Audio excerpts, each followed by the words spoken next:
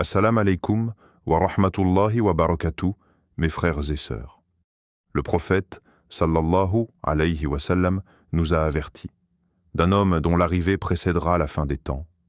Un homme qui ne sera ni un roi, ni un prophète, mais un imposteur. Son nom, Ad-Dajjal. La plus grande épreuve de l'humanité depuis la création d'Adam alayhi salam. Avant de plonger dans ce rappel capital, abonne-toi à la chaîne pour ne pas manquer les messages qui nourrissent ton cœur et réveillent ton âme. 1.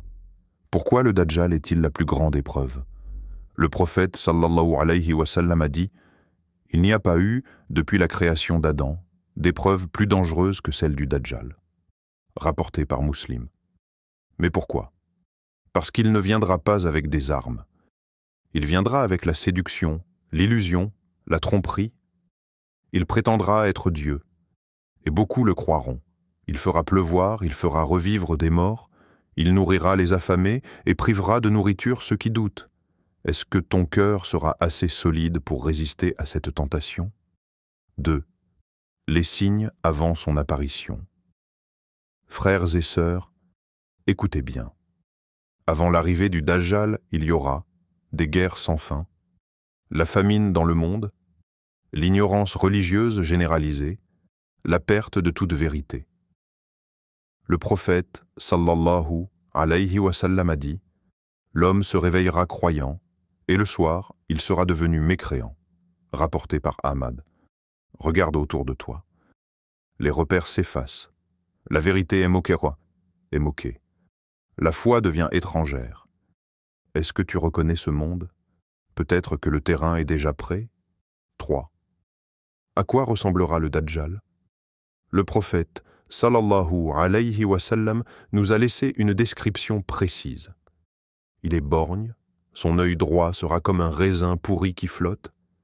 Il est grand, avec des cheveux bouclés. Et sur son front sera inscrit le mot « kafir », mécréant. Tout croyant pourra le lire, même s'il ne sait pas lire. Il viendra avec un faux paradis et un faux enfer.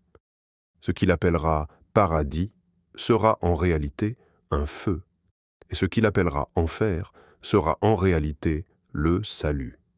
Subhanallah. 4. Que fera-t-il? Et qui le suivra? Il voyagera de ville en ville, il séduira les masses, il manipulera les médias, les foules, les dirigeants. Le prophète sallallahu alayhi wa sallam a dit que la majorité de ceux qui le suivront seront les ignorants, les femmes et les hypocrites. Il ne pourra pas entrer à Médine, car elle sera protégée par les anges. Rapporté par Bukhari.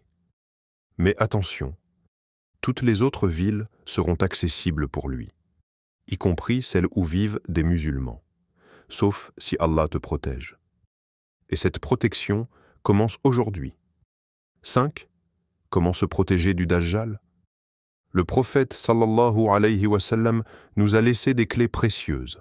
1. Lire la sourate Al-Kahf chaque vendredi. Celui qui lit les 10 premiers versets de la sourate Al-Kahf sera protégé du Dajjal. Rapporté par Muslim. Lis-les, comprends-les. Elles parlent de foi, de patience, de vigilance et de vérité. 2. Fuir le Dajjal, celui qui entend parler du Dajjal, qu'il s'éloigne de lui. Pour ne pas être pris par ses illusions.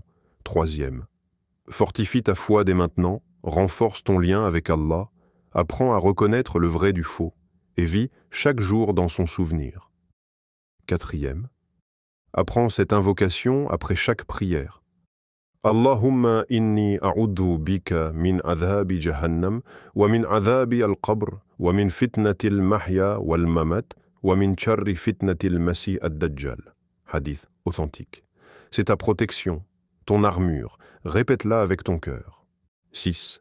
La fin du Dajjal, la venue de Issa alayhi salam, mais il ne régnera pas longtemps. Issa ibn Maryam alayhi salam, Jésus, descendra du ciel. Il viendra à Damas et marchera vers Al-Quds. Il poursuivra le Dajjal et le tuera près de Lod, en Palestine. Et alors, la vérité triomphera.